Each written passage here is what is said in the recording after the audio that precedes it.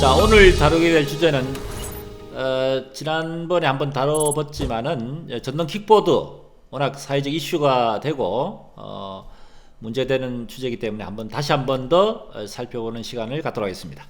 전동 킥보드가 어떻게 보면 이동 수단으로 상당히 많이 필요할 수도 있지만은 굉장히 위험하기 때문에 큰 부상을 입거나 또 아까운 생명을 잃어버리는 그런 사례들을 보게 됩니다. 안타깝습니다.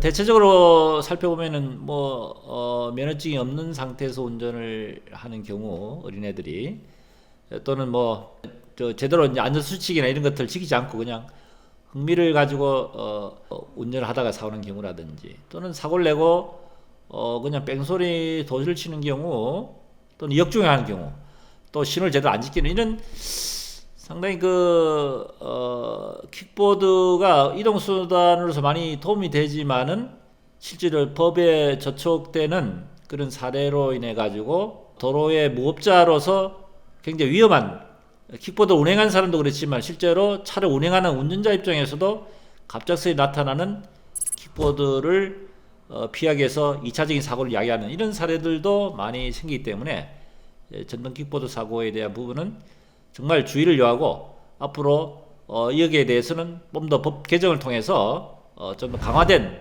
그런 개정이 필요하다고 생각이 됩니다. 자, 도로교통법상의 전동 킥보드에 대한 규정을 보면은 일반 차량과 마찬가지로 원동기 장치 자전거 안에 개인형 이동 장치라고 해서 시속 25km 미만, 총 중량 30kg 미만인 개인형 이동 장치를 PM이라고 해서 퍼스널 모터 개인용 이동 장치로 전동 킥보드를 규정하고 있습니다. 그래서 전동 킥보드를 도로교통법상에서는 일반 차로 구분하고 있습니다.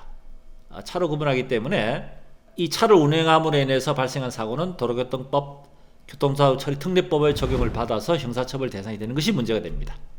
자, 여기서 전동 킥보드의 중요한 사항을 몇 가지 살펴보면 우선은 면허증이 있어야 됩니다. 만 16세 이상인 경우에만 운전이 가능하도록 되어 있습니다. 그리고 13세 미만의 운전을 하게 된 경우에서 적발된 경우에는 그 보호자에게 과태료를 매기도록 되어 있습니다. 그리고 안전모도 꼭 착용해야 되어 있고 도로를 운행할 때는 도로 가쪽을 갓길을 운행하게 되고 인도 쪽으로는 운행 자체가 안 됩니다. 이런 부분 또 교통사 처리 특례법을 적용해서 음주운전, 무면허운전, 신호위반 이런 사고들은 형사처벌 대상이 됩니다. 자, 그래서 이런 유형의 굉장히 엄격한 법적 처벌 대상이 된다는 사항을 알고 운전을 해야 돼 불구하고 이런 안전수칙을 제대로 지키지 않은 상태에서 단순하게 생각해서 그냥 운전을 하다가 큰 사고를 입고 그로 인해서 부상을 야기하거나 또는 이런 사고를 내 가지고 제3의 피해를 일으키는 경우 이런 경우들이 정말 문제가 될 수밖에 없습니다. 자, 그리고 한 가지 부연해서 말씀드리자면은 전동 킥보드에 의한 사고를 입었을 때 킥보드가 가해자로서 피해를 입은 피해자 입장에서 그 보행자가 됐든 차량의 동승자가 됐든 피해자 입장에서는 킥보드가 보험이 안 들어있기 때문에 자동차 보험이 지금 아직까지는 대상이 안 됩니다. 그래서 피해 보상을 내가 보행자 전동 킥보드의 피해를 입었다면은 치료비라든지 피해 보상에 대한 문제를 해결해야 되는데 킥보드는 자동차 보험이 안 들어있기 때문에 이런 경우에 있어서는 현재 법적 장치는 내가 가입된 무보험자 상해보험이 가입되어 있는 경우 이 경우에서는 무보험자 상해보험으로 보상은 됩니다. 그런데 일반 무보험자 상해보험이라고 한다면은 책임보험을 초과한 부분에 대해서 보상 한도 2억까지 피해 보상이 이루어지는 것이 일반 무보험자 상해보험의 피해 보상 한도입니다. 그런데 전동 킥보드에 있어서는 일반 무보험자 상해보험을 그대로 적용하는 것이 아니라 전동 킥보드 사고에 있어서 무보험자 상해보험이 가입되어 있어서 무보험자 상해로 청구하는 경우에 있어서는 책임보험 한도 내에서만 보상이 된다. 책임보험 한도 내에서 보상이 된다 하는 것을 명심하셔야 됩니다. 책임보험에서 보상이 된다는 것은 부상 같은 경우에 있어서는 1급부터 14까지 한도액이 있습니다. 최고 1급 한도가 3천만 원까지 해당이 됩니다.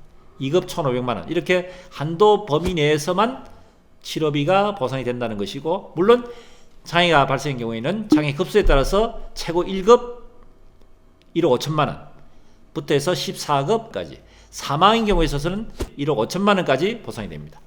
이처럼 무음자 상해보험이 전동 킥보드에서 보상은 되지만은 그것이 한도가 책임보험밖에는 안 된다는 것, 그나마 책임보험까지 피해 보상이 되도록 했기 때문에 어느 정도에 대한 기본적인 치료비 또는 피해 보상이 되는 것은 보상이 된다는 것을 참고하시길 바랍니다. 그리고 또 한 가지, 이 전동 킥보드에서 무음자 상해보험으로 처리를 하려면은 반드시 경찰에 신고를 해야 됩니다. 왜냐하면은 보험회사에서 무음자 상해보험 보상이 되더라도 어차피 가해자 측에 구상을 해야 되기 때문에 구상을 하기 위해서는 증거 자료가 있어야 되죠. 그러니까 경찰 신고를 해서 교통사고 사실 확인서라는 것이 발급되어야지만이 무음자 상해보험으로 처리가 된다는 거, 구상권을 행사할 수 있는 조치가 돼야 된다는 것이 중요합니다.